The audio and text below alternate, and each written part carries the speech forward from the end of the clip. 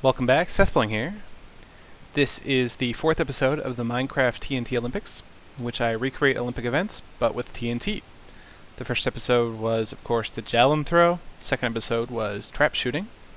Third episode was the high jump and the long jump. And this episode is going to be two events: the 400-meter hurdles, which I added onto the track here, and vaulting, as seen in gymnastics. So first, let me talk about the 400-meter hurdles.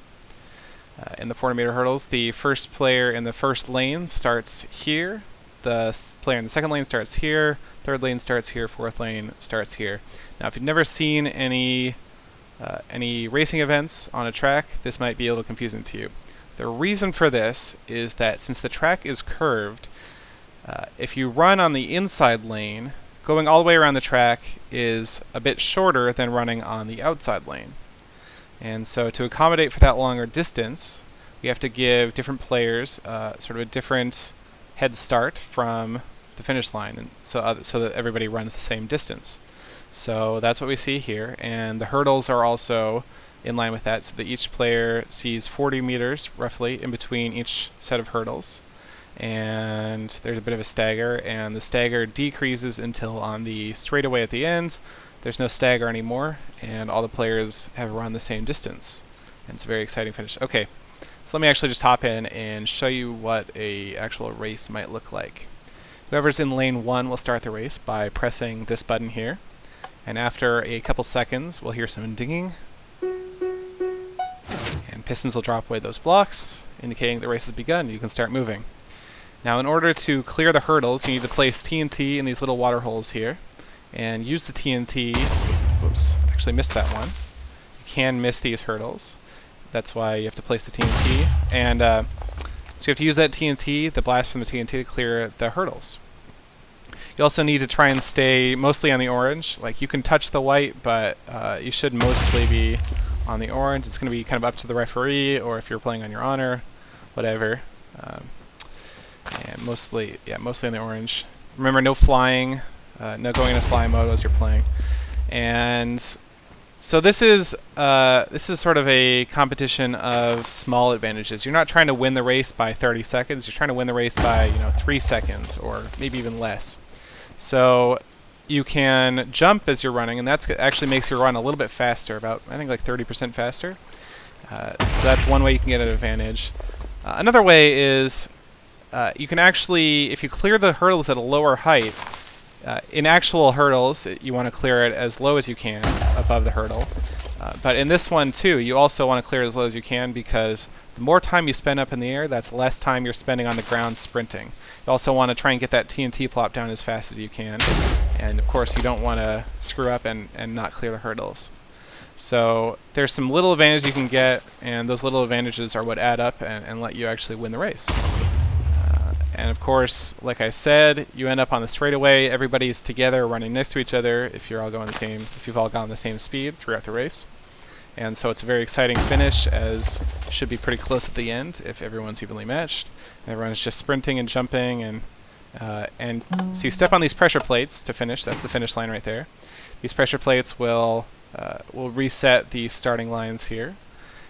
But the pressure plates also indicate that you're finished. Now, there is some tripwire here, and that's actually just kind of for show. It doesn't do anything. Tripwire just for looks. You need that tape at the end of the line. Yeah. But the pressure plate actually indicates that you won. So you need to make sure that you step on that pressure plate. Don't jump over it by accident, or you'll not be considered as having finished the race. So each pressure plate makes a different tone. And that can help you distinguish who won. For example, if you hear this, you'll know the player in lane 3 won, or beat the player in lane 2, just because you hear that tone first. It's pretty easy to hear. Helps you judging. Yeah, and if you hear them at the exact same time, then it's probably a tie. It's going to be too hard to tell anyway who won. So that's how you judge it. It's pretty straightforward, but it captures a lot of the spirit of a race like this, where you're trying to get those little advantages, win by a second or more, or a second or so, and you want to make sure you clear the hurdles going fast, but you don't want to Obviously you don't want to miss the hurdles, but you also want to stay as low as you can to the hurdles if you can control that. One trick you might try, I haven't actually perfected this, is to do like a little bit of sprint jump as you're trying to kill the hurdle. But as you saw, I didn't do it very well there. I think you might be able to actually be sprinting as you cross it. So if you're willing to put in a little bit of practice, you might be able to perfect that technique and be able to kick everyone's butt as you're playing. So that is the 400-meter hurdles. First event for this episode. The second event is going to be the gymnastics vault. In the gymnastics vault event, the contestant runs up the runway and jumps off a springboard, which is going to be made of TNT in the TNT Olympics. And they do sort of a handspring off of a horse. That's not in this version. That'd be just after the springboard. And they do some flips or whatever in midair and land in the mats. And in Minecraft TNT Olympics, this event is all about accuracy. You're trying to land on the red area here, or as close as possible. And how close you get determines your score. So yeah, it's all about accuracy. It can be kind of difficult to land where you want because there's so much power involved with this TNT. 8 TNT is quite a lot in the new snapshots.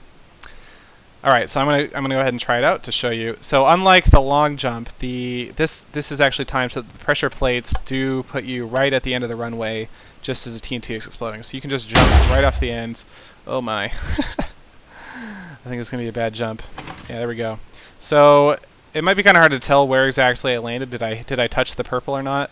And so you can look over on the side, and that'll tell you which colors you actually did touch. In this case, I didn't touch the purple. I touched the blue though, so my score is going to be a 4. Just like in any gymnastics event, the perfect score is 10, so it's out of 10.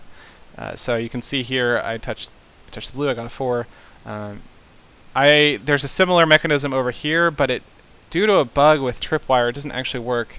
The tripwires going this direction don't appear to work for some reason with the snapshot. I've actually mentioned this to Mojang, so hopefully they'll be able to fix it in a future version. But for now, it doesn't really do anything, which isn't really a big deal for this event, just because it's really easy to stay in line with the old runway, and so it's mostly about the distance that you get, trying to control the distance for this event. So it's not a big deal that one doesn't work. So to do it again, you just plop down 8 more TNT, come back over here. When you step on these pressure plates to start your run off again, that'll clear any lights from the landing area, so it'll automatically reset itself. Now, like I mentioned before with the hurdles, you can actually jump to speed yourself up a bit as you're sprinting. So I'm going to just jump twice, and that'll change where I land relative to the TNT, and I'll get a bit more distance here. Might be too much distance, though. Well, it's a better jump. So here I landed just on the green. Got a 7. It's a bit better. Yeah, so the official Minecraft TNT Olympics event, let me change the time. The official Minecraft TNT Olympics event for vaulting consists of 2 vaults. Now the first vault is going to be a normal jump, just like you saw me do. The second vault is a spin vault. And this comes off of the actual gymnastics event, where you're supposed to do 2 jumps of different styles and difficulties. And so the second vault that each player does needs to be a spin vault. And in order to do a spin vault, you just have to spin once in midair. So I'm going to go ahead and show you what I mean by that. I'm going to jump twice to get that extra distance here. And so in midair, I need to do a spin, full 360, and oh, I almost got a 10. That was close. It's a pretty good jump. Yeah, but the spin does disorient you a bit. It can make it a lot harder to hit your target. But I got a 9 there, pretty good.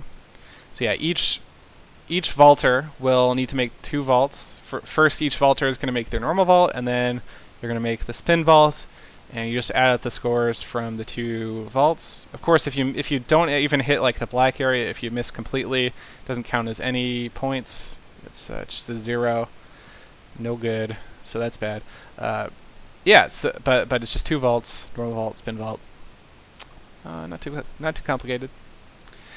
And so I've updated the Planet Minecraft project with the download link, so you can get the updated version with the hurdles added in here and the vault. And of course I will be adding in more events to that download as I add them. I've done 6 events so far. I figure I'll do another 4, make it a decathlon for that competition. So it should be pretty cool. And yeah, stay tuned for future episodes. Thanks for watching.